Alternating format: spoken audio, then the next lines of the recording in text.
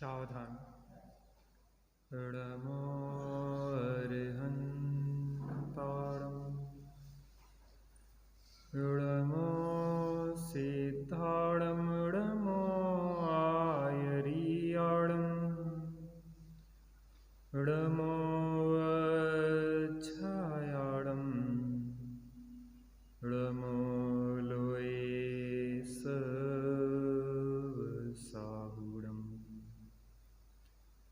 इस भव के सब दुखनिके कारण मिथ्या भाव, तिनकी सत्ता नाश करी प्रगटे मोक्ष उपाव, प्रगटे मोक्ष उपाव।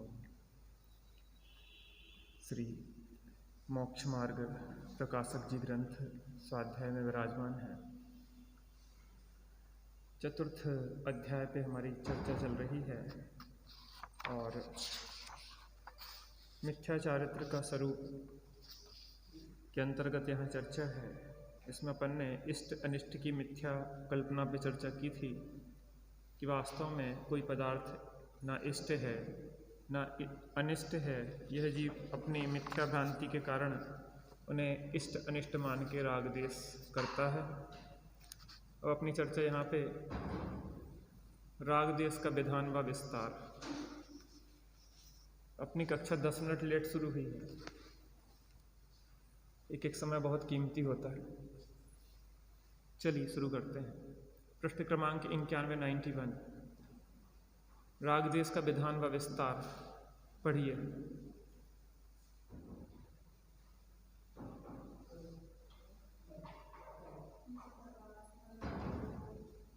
थोड़ा तेज। कहाँ से पढ़ रहे हैं आप?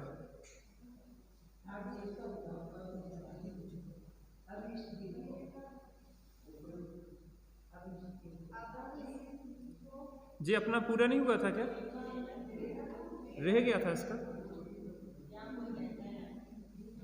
अच्छा, एक मिनट रुक जाओ।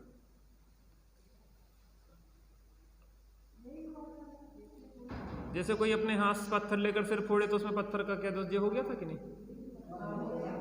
नीचे का रह गया था एक पैराग्राफ। अच्छा फिर नीचे का पैराग्राफ रह गया। अच्छा ठीक है, पढ़ लो।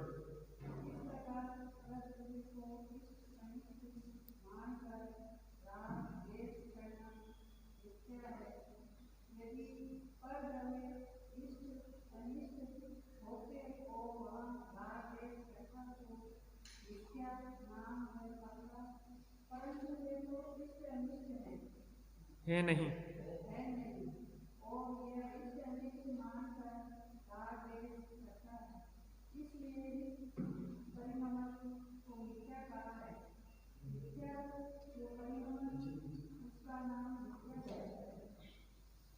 यहाँ पे चर्चा चल रही थी अपनी इष्ट अनिष्ट की मिथ्या कल्पना के अंतर्गत।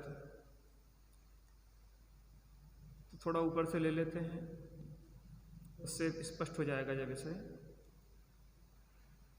यहाँ कोई कहता है बाह्य वस्तुओं का संयोग कर्म के निमित्त से बनता है, अतः कर्मों से तो राग द्वेष करें। पहले ये कहा था कि बाह्य वस्तुओं से राग द्वेष करता है, तो नहीं कि बाह्य वस्तुएं क्या करती हैं। ये तो सब कर्म जैसा उदय आता है वैसे ही बाह्य वस्तुओं का परिणाम देखा जाता है। तो उन्होंने कहा कर्मों से तो राग द्वेष करना चाहिए। फिर तो उसका समाधान किया था कि कर्म तो जड़ है, उनमें कुछ सुख दुख देने की इच्छा नहीं है। कर्म कैसे हैं? जड़ हैं और उनमें कुछ सुख और दुख देने की इच्छा नहीं है, क्योंकि इच्छा तो जीव में होती है। तथा वे स्वयं तो कर्मरूप परिणमित नहीं होते, बिना बुलाए नहीं आते, बहुत स्वाभिमानी है। कैसे है कर्म? बहुत स्वाभिमानी है, बिना बुलाए नहीं आते आपकी। जितना बुलाओगे उतने उतने उतने आएंगे, जितनी देर के लिए बुलाओगे उतनी देर के लिए, जितनों को बुलाओगे उतने आएंगे। बहुत स्वाभिमानी है, और तुम अगर थोड़ा भी उपेक्षा करोगे तो भाग जाएंगे। तो इसलिए वो कह रहे हैं कर्म तो जड़ है, उनमें कुछ सुख दुख देने की इच्छा नहीं है, तथा वे स्वयं तो कर्मरूप परिणमित होते नहीं हैं। इसके भावों के निमित्त से कर्मरूप होते हैं। भाव, जीव के भावों से जैसे भाव करता है वैसे शुभाशुभ कर्मों के आश्रय पर बंद होते देखे जाते हैं। जैसे कोई अपने हाथ से पत्थर लेकर अपना सिर फोड़े तो पत्थर का क्या दोष, क्या करे? जब गुस्सा आती है घर में तो व्यक्ति क्या करता है? अपना सिर दीवार में मार लेता है, या कोई सामान लेके सिर में मार लेता है, या कुछ अपने शरीर का घात कर लेता है। तो उसमें उस पदार्थ का है क्या दोष? उसी प्रकार जीव अपने रागादि भावों से पुद्गल को कर्मरूप परिणमित करके अपना बुरा करे तो कर्म का क्या दोष? किसने किए थे भाव? सीता के ऊपर लांछन क्यों लगा है? अरे उसने उस भाव लांछन लगाने के भाव किए थे ना, लांछन लगाने के, आरिका माता और मुनिराज के ऊपर लांछन लगाने के भाव किए थे, तो उनके ऊपर भी लांछन लगा। अब ये कर्म बहुत परेशान कर रहे हैं हमें झूठा लांछन लग रहा है, ये कर्म बहुत खराब है, इसके कारण से हमें अग्नि परीक्षा देना पड़ रही है, वन वन भटकना पड़ रहा है। उन्होंने सीता वेदवती के भाव में तुमने जो किया था कृत्य, जब वो निर्दोष वो भाई बहन थे पूर्व के, वो मुनिराज और आरिका थी, वो आरिका वहाँ पे उनके वचन श्रवण करने के लिए समूह में बैठी थी, और जो वेदवती ने देखा उनके ऊपर मिथ्या आरोप लगा दिए, नगर में कह दिया। फिर वहाँ पे किसी देवता आदि ने कहा कि तुम क्या कर रहे हो? उनने आहार जल का त्याग कर दिया था मुनिराज ने। तब वो उससे कहलवाया कोई देव आदि ने कि नहीं ये निर्दोष है। तो पहले जो भाव किए थे दोष लगाने के उसका फल, और फिर निर्दोष कहा तो उसका फल, दोनों फल, दोनों प्रकार के कर्म मिलना। कितना एक समझ लो कि कर्मों की व्यवस्था इतनी ईमानदार सिस्टमेटिक है कि कहीं कुछ भी करने के लिए गुंजाइश नहीं, किसी पे कोई दोष देने की गुंजाइश नहीं। आप जितने जैसे परिणाम करते हैं वैसे ही अच्छे बुरे परिणामों से अच्छे बुरे कर्म, जैसे अभी पाप भाव किए तो उसका फल आ गया, पुण्य भाव अच्छे भाव किए तो उसका फल आ गया। ऐसा समझो कि राजा श्रेणिक ने सर्प डालने का भाव किया तो वैसे कर्म बन गए, और फिर उनके प्रति बहुमान आदि भक्ति आदि के भाव हुए तो वैसा हो गया, सम्यक दर्शन आदि प्राप्त कर लिए और अपने तीर्थंकर प्रकृति आदि बांधने की प्रक्रिया प्रारंभ की। तो ये सब बहुत एक व्यवस्थित है, यहाँ किसी पे कोई दोषारोपण करने की व्यवस्था नहीं है। जेंद्र सर इनने ऐसा कर दिया, उनने वैसा कर दिया। देखो अपन ने चर्चा की थी समय सार के बंद अधिकार में संसार में अनेक बाधाएं हैं, जैसे तो उससे तो समय मिलता है, उसके बीच में भी अनेक बाधाएं मिलती हैं मनुष्य पर्याय में।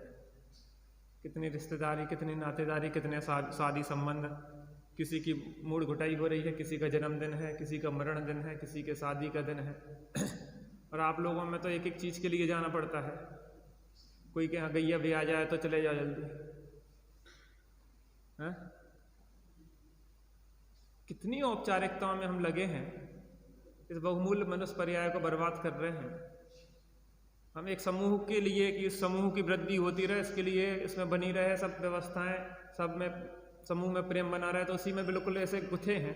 अपनी बिटिया का विवाह भी इसके बाहर नहीं करेंगे, करेंगे तो बगैर बाल में करेंगे। धारणाएं बहुत पक्की बनी हुई है, बगैर बाल। यहाँ तो त्यागी जी ने सुबह समझाया कि प्राणी मात्र विश्व मात्र हमारा है। इसका मतलब ये नहीं कह रहे कि अंतरजाति विवाह करने लग जाओ, लेकिन थोड़ी जैनियों में तो अपने संकुचित दायरे से जैनियों तक तो आओ। माने इतने कूप मंडूक छोटी छोटी स्थितियों में से हम फंसे हुए हैं कि उससे निकल नहीं पा रहे हैं, और निकलना भी नहीं चाह रहे। बहुत समय खराब होता रहता है। आप लोगों में तो इतनी औपचारिकता है, कहीं भी नहीं देखी मैंने इतनी औपचारिकता है कि छोटी छोटी बातों पे भागते फिरो, 17 गांव के चक्कर काटो। बहुत खराब बात है। इस मनुष्य भाव को इन औपचारिकताओं में खोने के लिए तो नहीं है। कम से कम अपनी तरफ से तो अपन व्यक्तिगत नियम ले सकते कि नहीं, हमें इन चीज़ों में नहीं जाएंगे, इन चीज़ों में जा सकते, इनमें नहीं जाएंगे, जो अनावश्यक है। आपको बुलाएंगे भी नहीं ना, हम ऐसा कोई फंक्शन करेंगे। बच्चा पैदा हो जाए तो फंक्शन करो, बच्चे की 1 साल हो जाए तो फंक्शन करो, फिर ये करो, फिर वे करें। क्या फालतू के समय खराब करने की चीज़ें। ये क्या है? बहुत समय खराब होता है। जीवन इतना बहुमूल्य है, एक एक मनुष्य पर्याय की घड़ी कितनी बहुमूल्य है। यहाँ पे भी अपन आए, 45 मिनट का समय लिया, 10 मिनट निकल गए, 35 मिनट बचे, उसमें भी अनेक बात है। कैसे कितनी चर्चा हो पाए, क्या हो पाए। इसलिए भैया थोड़ी सी विचार करना, अपने को तो विकल्प आता है तो कह देते हैं। तो वहाँ पे समय सार के बंधाधिकार में कहा कि कोई किसी को सुखी नहीं कर सकता, कोई किसी को दुखी नहीं कर सकता, कोई किसी को जला नहीं सकता, कोई किसी को मार नहीं सकता, क्योंकि व्यक्ति के स्वयं ही किए हुए कर्म ही सुख दुख देते हैं, जीवन मरण होता है। तो पर इसने मार डाला है, जे दुखी कर रहा है, जे सुखी कर देगा, ये सब मिथ्या भ्रांति दूर हो जाती। तो यहाँ फिर जे आगे बढ़ गए, कर्मों से तो राग द्वेष करें, उन परद्रव्यों से तो नहीं करें, नो कर्मों से तो नहीं करें, कर्मों से तो करें। जे कर्म तो बहुत पेर रहे, मैं एक जे मेरे दुष्ट घनेरे क्यों बहुत बेहाल सुनिए साहिब मेरे। तो लेकिन इनसे भी क्या करना है, तूने परिणाम किए थे, तूने बुलाए थे सो आ गए, नहीं बुलाता तो नहीं आते। हाँ, मेहमान को बुलाएगा तो आएंगे। जैसे कोई अपने हाथ से पत्थर लेकर अपना सिर फोड़े तो पत्थर का क्या दोष, उसी प्रकार जीव अपने राग आदि भावों से पुद्गल को कर्म रूप परिणमित करके अपना बुरा करे तो कर्म का क्या दोष। इसलिए कर्मों से भी राग द्वेष नहीं करना। एक चीज और अपन ने आगे कही थी, चर्चा की थी कि परिणाम बिगड़ गए, परिणाम बिगड़ गए, इसका ही खेद नहीं करना, अपरिणामी का आश्रय लेना। क्योंकि जो परिणाम बिगड़ रहा है, सुधर रहा है, ये सब दोनों बिगड़े परिणाम है। जिसको हम लोक में सुधरे परिणाम कहते हैं, वो भी बिगड़े परिणाम है, क्योंकि वो भी कर्म बंध के कारण है। स्वभाव भी जो है भगवान के भक्ति पूजा आदि का भाव भी संसार को बढ़ाने का ही भाव है। यद्यपि लोक में उसको भला कहा जाता है, अशुभ से बचने के लिए और कुस्थान के निवारण के लिए ज्ञानियों के जीवन में भी शुभ देखा जाता है, लेकिन शुभ के प्रति धर्म बुद्धि नहीं होती। बचाव का एक उपाय है। जैसे बरसात हो रही थी और हमें यहाँ पे आना था मंदिर, और बरसात हो रही थी तो हम थोड़ी देर आपके घर में ठहर गए, काय के लिए, बरसात से बचने के लिए। तो क्या वहीं पे बिस्तर डाल के सो जाएंगे क्या? थोड़ी देर सेफ्टी के लिए तो है, बरसात रुकेगी हम अपने घर के लिए बढ़ जाएंगे। ऐसे अशुभ से बचने के लिए थोड़ी देर शुभ में आ गए, लेकिन क्या के लिए, स्वरूप में जाने के लिए। इसलिए कर्मों से भी राग द्वेष करना मिथ्या है। इस प्रकार परद्रव्यों के इष्टनिष्ठ मानकर राग द्वेष करना मिथ्या है। परद्रव्यों को इष्टनिष्ठ मानकर राग द्वेष करना मिथ्या है। यदि परद्रव्य इष्टनिष्ठ होते और वहां राग द्वेष करता तो मिथ्या नाम ना पाता। ये बात अगर ऐसी होती कि कोई इष्ट परद्रव्य है, कोई अनिष्ट परद्रव्य है, और तो इष्ट परद्रव्य में राग करता, अनिष्ट परद्रव्य में द्वेष करता, तो ये मिथ्या नाम ना प्राप्त करता, क्योंकि तेरी धारणा सही है। परंतु वे इष्टनिष्ठ है नहीं, और यह इष्टनिष्ठ मानकर राग द्वेष करता है। वस्तु का स्वरूप जैसा है वैसा माने तो सम्यक, और जैसा नहीं है वैसा माने तो मिथ्या। आश्रव का आश्रव रूप श्रद्धान सम्यक दर्शन, बंद का बंद रूप श्रद्धान सम्यक दर्शन, जहर का जहर रूप श्रद्धान सम्यक दर्शन, लौकिक दृष्टि से सम्यक। गलत को गलत और सही को सही मानना गलत है कि सही है, और सही को गलत और गलत को सही मानना गलत है। परंतु वे इष्टनिष्ठ है नहीं, यह इष्टनिष्ठ मानकर राग द्वेष करता है, इसलिए इस परिणमन को मिथ्या कहा है। मिथ्यात्व रूप जो परिणमन, उसका नाम मिथ्या चारित्र है। अब यहाँ राग द्वेष का विधान विस्तार अपना प्रारंभ होता है। बहुत महत्वपूर्ण विषय है ये। कैसे राग द्वेष की श्रृंखलाएं चलती रहती है हमारे जीवन में। चलिए पढ़िए, तेज आवाज में पढ़ना थोड़ा सा।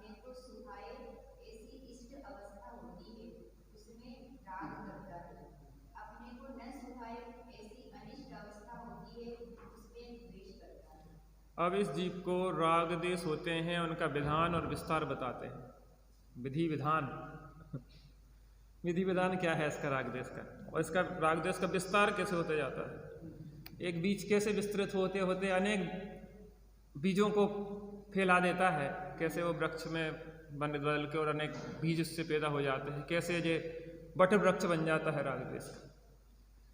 प्रथम तो इस जीव को पर्याय में अहम बुद्धि है। मूल में भूल क्या है? काय में? इस पर्याय में क्या है? अहम बुद्धि है। कौन है चाचा आप कौन है? क्या नाम है आपका? हाँ? क्या नाम है? हाँ? नाम पहले तो इस जीव को क्या है? इस पर्याय में अहम बुद्धि है कि मैं कौन मल हूं।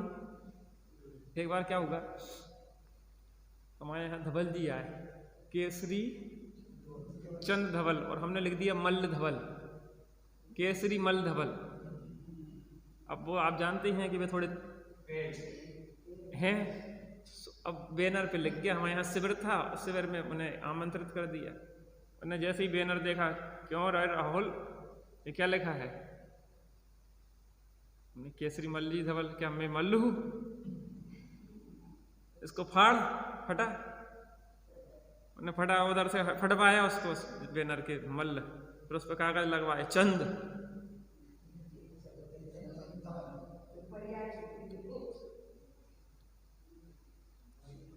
चंद हो या मल्ल हो, टोडर चंद हो चाहे टोडर मल्ल हो, यद्यपि वो नाम सही होना चाहिए, उसमें हमारी गलती थी वो नहीं कह रहे हम, लेकिन उसमें भी वे थोड़े से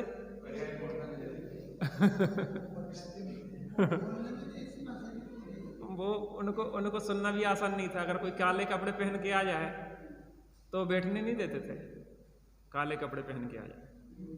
कोई अगर ज़्यादा उल्टे सीधे कपड़े पहन के आ जाए तो बैठने नहीं देते थे, गहरे रंग के। वो तत्काल बाहर लिपस्टिक लगा के आ जाए, क्यों? बिल्ली खून पी के आ रही है क्या? है तो हृदय के सच्चे सरल, लेकिन वो बाहर में ढील पसंद नहीं करते थे, उनकी शक्ति विशेष थी। क्या नहीं थी?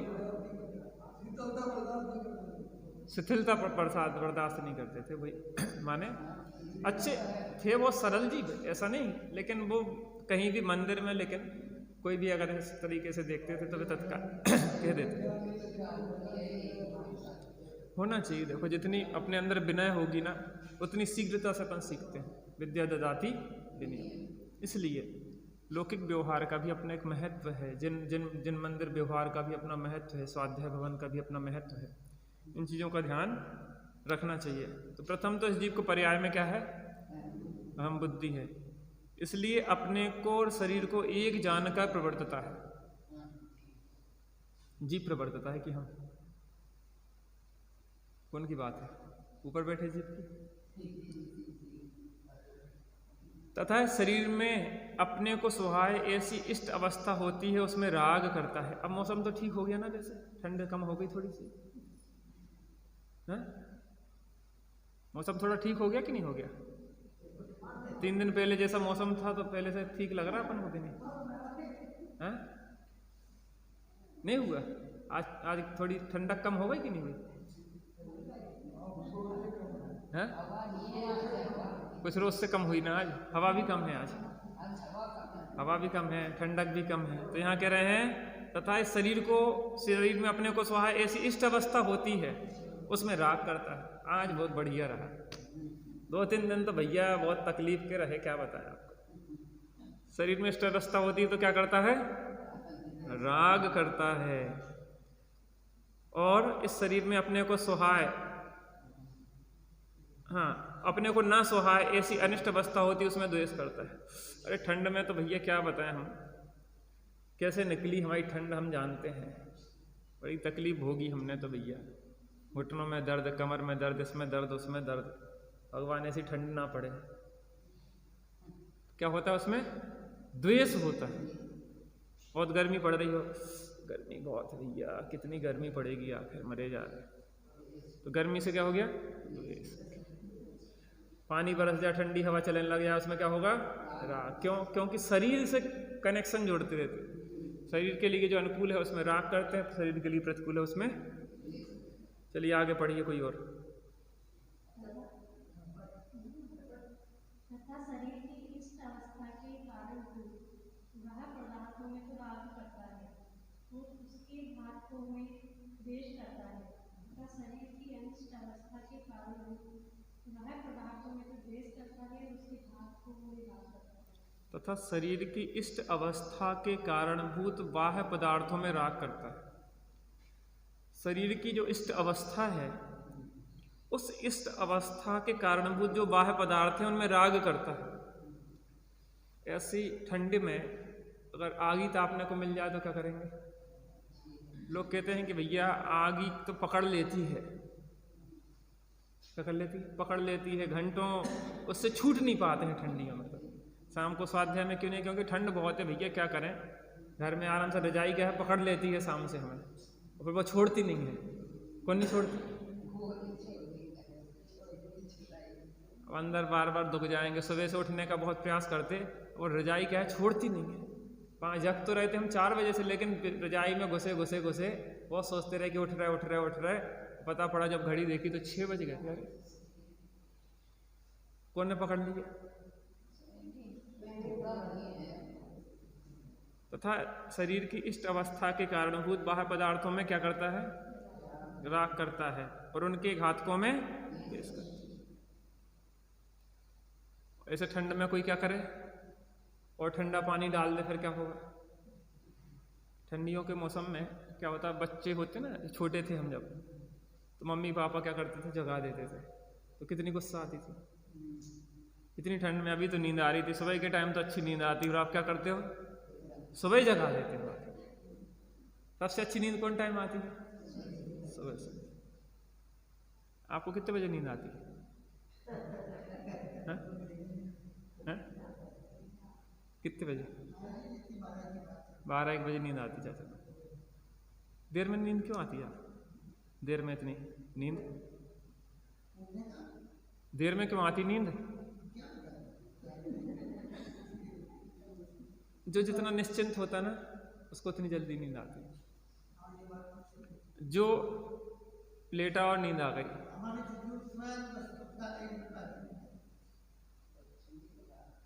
बच्चों हम भी तो विचार करते रहते कई बार, बच्चों को हम अबोध कहते हैं, लेकिन वो अबोध हैं कि हम अबोध हैं?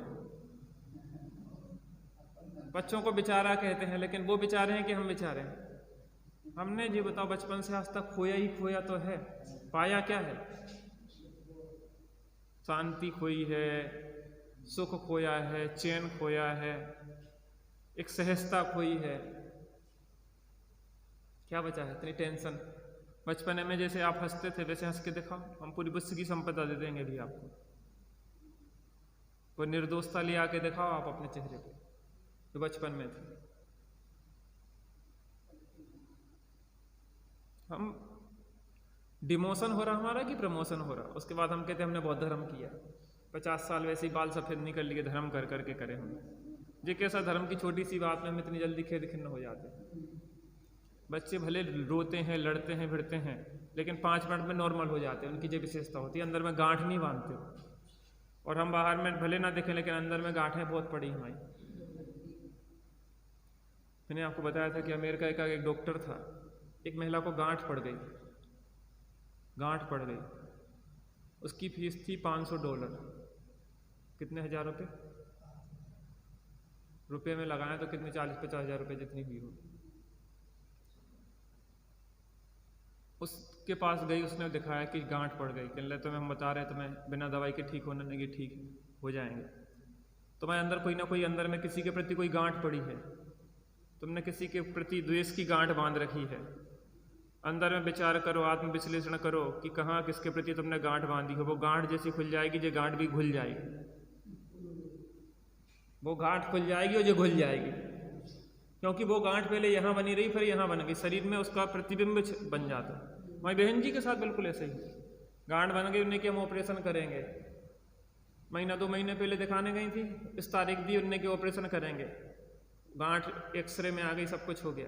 ऑपरेशन की टेबल पर लिटाया, गांठ ही ना मिले, ढूंढ ढूंढ के रह गए, अंतोगत्वा ने की गांठ ही नहीं है, काय का ऑपरेशन करें। और एक्सरे में दिखा रहे गांठ है, उन्हें भी महसूस होती थी कि गांठ है ये। आप बताओ कहाँ गई वो जो गांठ बनी थी वो खुल गई होगी, वो भी खुल गई। इसलिए गांठें खोलो तभी समाधि होगी। जिन जिनके प्रति गांठें बंधी हुए उन्हें उनके प्रति जाके उनसे गांठें खोल लो, एकदम हल्का निर्दोषपना हो जाए, जीवन सहज हो जाए। समाधिमय जीवन ही समाधिमय मरण के लिए सहयोगी होता है। जिसका जीवन समाधिमय नहीं है उसका मरण समाधि कैसे होगा।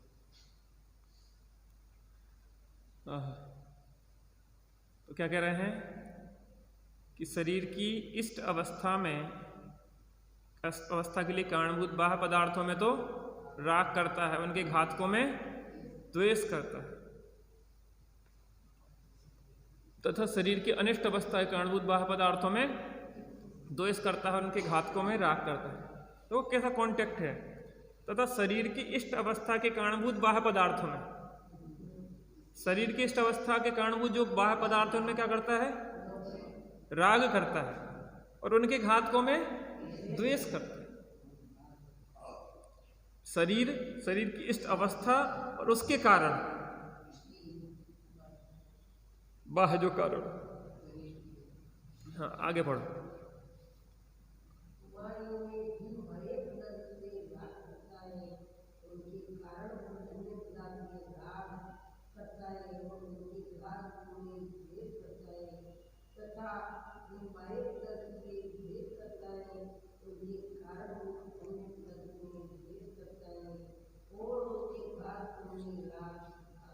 देखो कैसी श्रृंखला बढ़ती जा रही है, एक एक की श्रृंखला कैसे बढ़ रही, विचार करते जाना। वहां इनमें जिन बाह्य पदार्थों से राग करता है उनके कारणभूत अन्य पदार्थों में राग करता है, उनके घातकों में द्वेष करता है। देखो शरीर में, ठीक है ना, और शरीर के लिए जो अनुकूल अवस्था है उसमें राग किया, और उस अनुकूल अवस्था के लिए जो बाह्य पदार्थ हुए उनसे राग किया, और उनके कारणभूत अन्य पदार्थों में भी राग किया, और उनके घातक जो पदार्थ है उनमें द्वेष किया। देखो शरीर में हुआ, शरीर के लिए अनुकूल जो अवस्था हुई उसमें राग किया, उस शरीर की अनुकूल अवस्था के लिए जो सहयोगी हुआ उसमें राग किया, उसके लिए जो सहयोगी है उसमें राग किया, उसके लिए जो घातक है उसमें द्वेष किया। पाकिस्तान कैसा है, पाकिस्तान कैसा है? अरे अभी जिस विवक्षा से कह रहे हैं जैसा है तैसा है, वस्तु स्वरूप थोड़ी ना। हम तो पाकिस्तान हमारा शत्रु है। क्यों शत्रु है? क्योंकि हम शरीर, पहला स्टेप कहाँ से शुरू होगा? हम शरीर, ठीक है ना। हम शरीर है, शरीर के लिए अनुकूलताएं चाहिए, माने हमारे शरीर का कोई घात आदि ना करे, ठीक है ना। सुरक्षा चाहिए, तो सुरक्षा में हमारा देश हमारे लिए सुरक्षा के लिए सहयोगी है, हमारे प्रधानमंत्री हमारी सुरक्षा के लिए सहयोगी है, हमारी समाज हमारे लिए सुरक्षा के लिए सहयोगी है, हमारे माता पिता हमारी सुरक्षा के लिए सहयोगी है। तो मैं शरीर, मेरे माता पिता मेरे लिए इष्ट, हमारे लिए समाज क्या है? इष्ट। हमारे लिए देश क्या है? इष्ट। हमारे प्रधान क्या है? हमारे लिए इष्ट। और हमारी शरीर के लिए, इन परिकर के लिए जो हमारे लिए दुखदायक है, अनिष्ट उत्पन्न करने वाला है, उससे क्या करेंगे? हम द्वेष करेंगे। तो पाकिस्तान कैसा है? बुरा है, क्योंकि वो हमारे, अगर परंपरा से देखा जाए तो वो अटैक करेगा, कुछ करेगा तो हमारे शरीर का घात होगा ना। हमारे प्रधानमंत्री को कुछ हो, हमारे देश को कुछ हो, हमारे समाज को कुछ हो, हमारे माता पिता को कुछ हो, तो क्या होगा उसमें? क्रमशः हमारा भी तो नुकसान हो रहा ना, हमारे शरीर का घात हो जाए। तो इसके क्रम में कैसे कैसे जा रहे हैं। अब इसके लिए अमेरिका हमारे लिए भला है या रूस हमारे लिए अच्छा है, तो उससे राग कर रहे हैं। यानी कि एक श्रृंखला जो भी चल रही है, सभी पदार्थ, देखो ज्ञानी भी पदार्थों में 2 विभाग करता है और अज्ञानी भी 2 विभाग करता है। अज्ञानी इष्ट अनिष्ट का विभाग करता है और ज्ञानी स्व और पर का विभाग करता है। ये स्व, बाकी सब पर, ये इष्ट और ये अनिष्ट, ये अज्ञानता के विभाजन है। तो क्या कह रहे थे, वहां इनमें जिन बाह्य पदार्थों से राग करता है उनके कारणभूत अन्य पदार्थों में राग करता है, उनके घातकों में द्वेष करता है, तथा जिन बाह्य पदार्थों से द्वेष करता है उनके कारणभूत अन्य पदार्थों में द्वेष करता है और उनके घातकों में राग करता है। मित्र का मित्र क्या होगा, मित्र, और शत्रु का मित्र शत्रु, या शत्रु, देखो मित्र का शत्रु हमारा भी शत्रु, और शत्रु का शत्रु हमारा मित्र।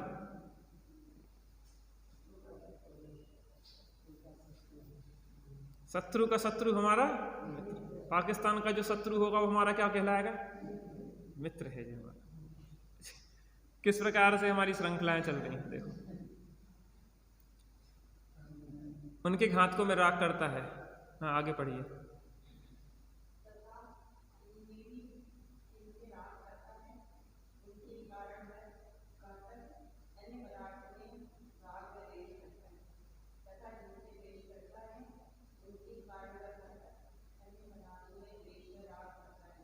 तथा हाँ, तथा इनमें भी जिनसे राग करता है उनके कारण व घातक अन्य पदार्थों में राग व द्वेष करता है। अभी अपन चर्चा कर ही चुके, माने हमारा शत्रु का मित्र हमारा शत्रु, हमारा शत्रु का शत्रु हमारा मित्र,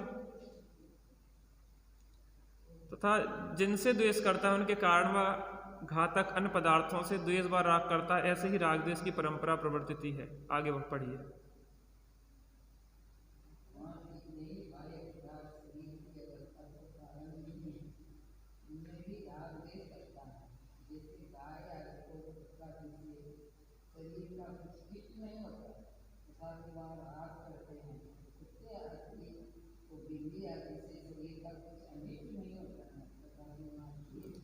अब इसमें एक ये और विकट समस्या आ गई।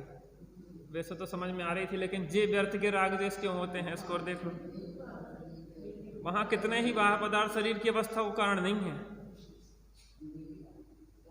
अरे हमें जबरदस्ती के राग द्वेष करने की आदत है।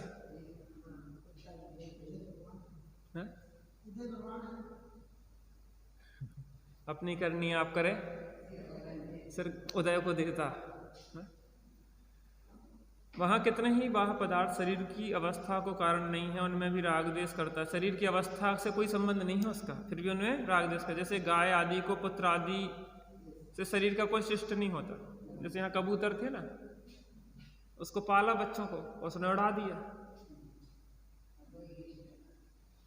अब कुछ उससे क्या है, सेवा करने की भावना थोड़ी ना कि बुढ़ापे में जो हमारा सहयोग करेगा। उड़ गए, अब मिले नहीं मिले कोई वो है क्या, तो चलेगा वो। फिर भी कितना राग, उसके लिए जान देने को तैयार है। वहां कितने ही बाह्य पदार्थ शरीर की अवस्था को कारण नहीं है, उनमें भी राग द्वेष करता है। शरीर की अवस्था को कारण नहीं है, फिर भी क्या करते हैं अपन, राग द्वेष करते हैं। जैसे गाय आदि को पुत्र आदि से शरीर का कुछ इष्ट नहीं होता, तथापि वहां राग करते हैं। कुत्ते आदि को बिल्ली आदि से शरीर का कुछ अनिष्ट नहीं होता, तथापि वहां द्वेष करते हैं। जे परस्पर का बेर चलते ही रहता है, बिना सिखाए होता है। कुत्ते बिल्ली का, बिल्ली चूहे का बेर, सांप का और नेवले का बेर, गरुड़ पक्षी का और सांप का बेर, और मोर का और सांप का बेर। कोई मतलब नहीं है जिस चीज से, फिर भी ऐसे पूर्व के संस्कार आदि से बिना बात के ही राग द्वेष चलते रहते हैं। हमारे जीवन में तो नहीं चलते ऐसे व्यर्थ के राग द्वेष, अपने जीवन में तो नहीं चलते कोई ऐसे व्यर्थ के राग द्वेष। क्या उससे सुख मिलता है कि दुख मिलता है? आकुलता बनाए रखना कि अपन को छोड़ना है? छोड़ने के लिए तो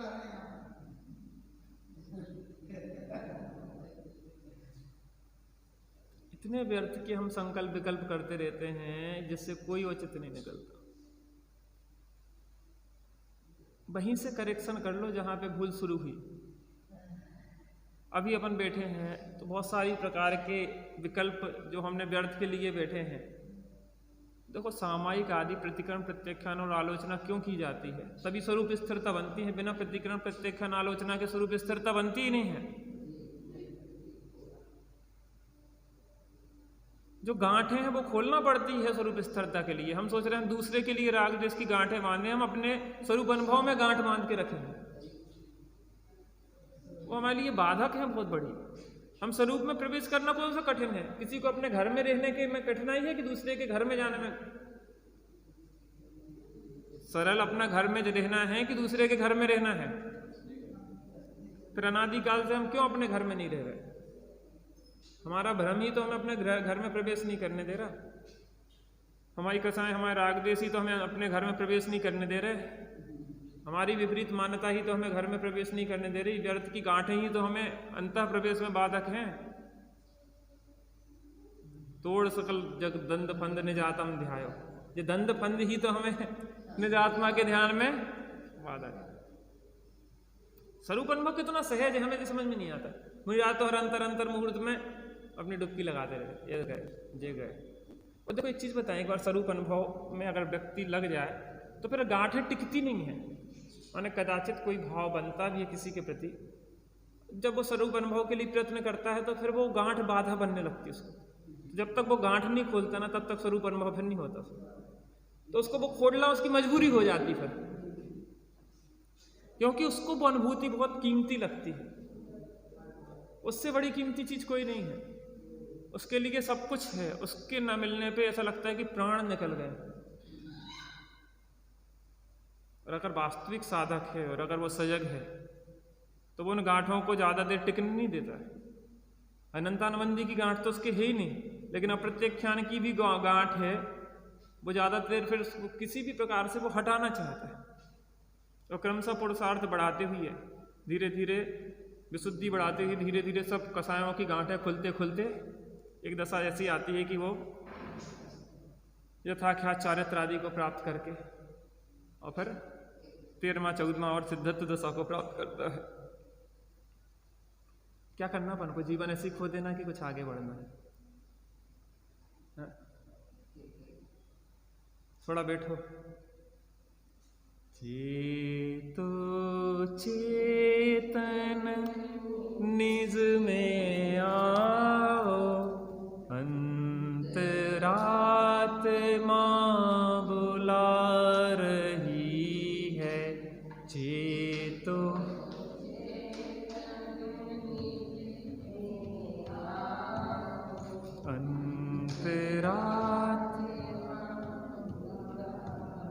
जग में अपना कोई नहीं है,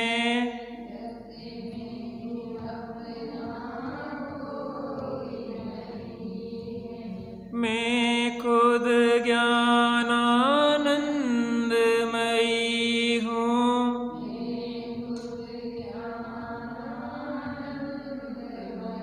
एक बार अपने में आ जा,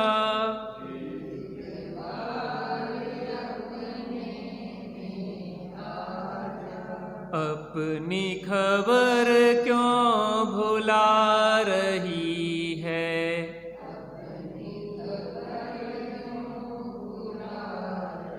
चेतो चेतन निज में आओ,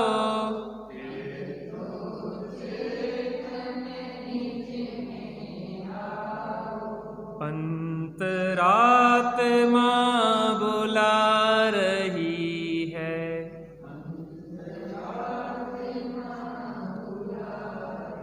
आज चतुर्दशी का दिन है, 5 मिनट अपन सामायिक करने का अभ्यास करेंगे। समय हो, जिसके पास नहीं हो तो जा सकता, 5 मिनट बैठे ना। आज तो वैसे भी फ्री हैं आप लोग, है ना? 5 मिनट बैठते हैं, बिल्कुल मन को शांत करके। जिनवाणी आप विराजमान कर दो, गिरने का रहेगा, शांति से बैठ जाएं, बिल्कुल सहज होने का अभ्यास करें,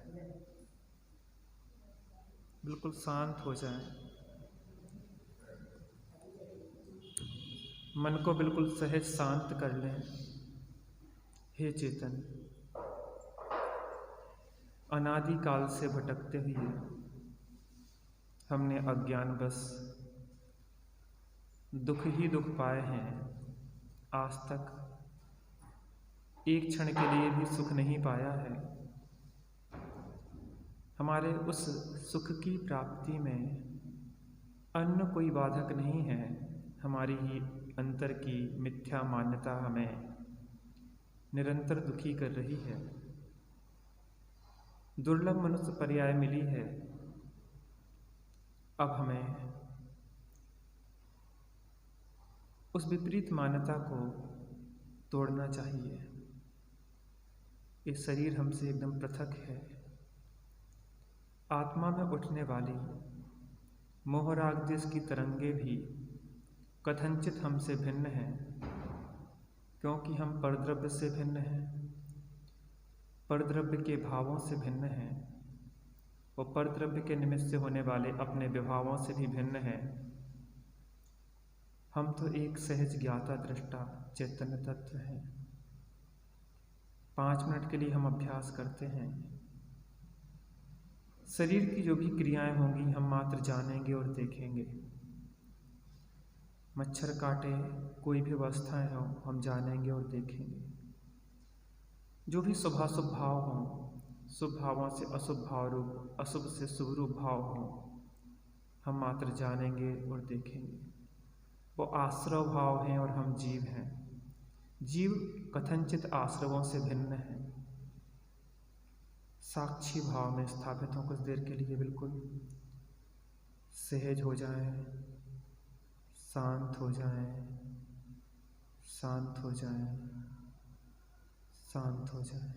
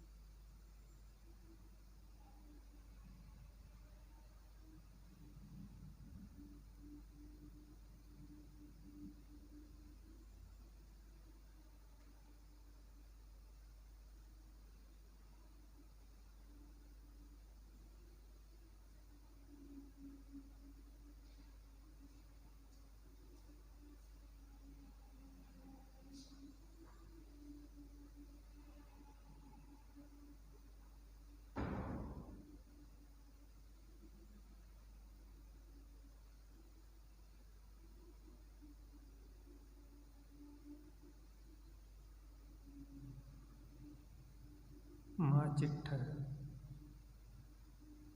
माँ जंपर माँ चिंतय किम बीजेण होई थिरो अप्पा अप्पम्मी रहो इड़मे भवे परम झाणम।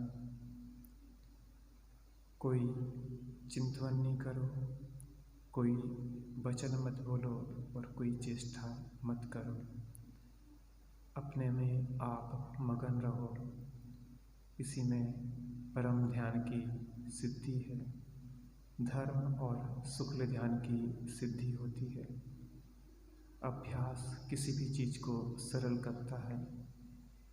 जब भी समय मिले 5 मिनट, 10 मिनट, 15 मिनट, आधा घंटे, पौन घंटे, 1 घंटे, जिसको जितना जब समय मिले थोड़ी देर शांत होकर बैठने का अभ्यास करो, साक्षी भाव में रहने का अभ्यास करो।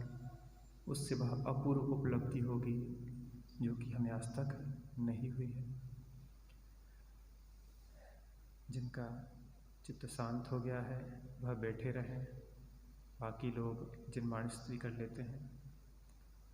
निज निधि निज में बताई, यह अनंत उपकार है। इसके लिए जिन वाणी माँ को वंदना 7 बार है। इसके लिए जिन वाणी माँ को वंदना 7 बार है।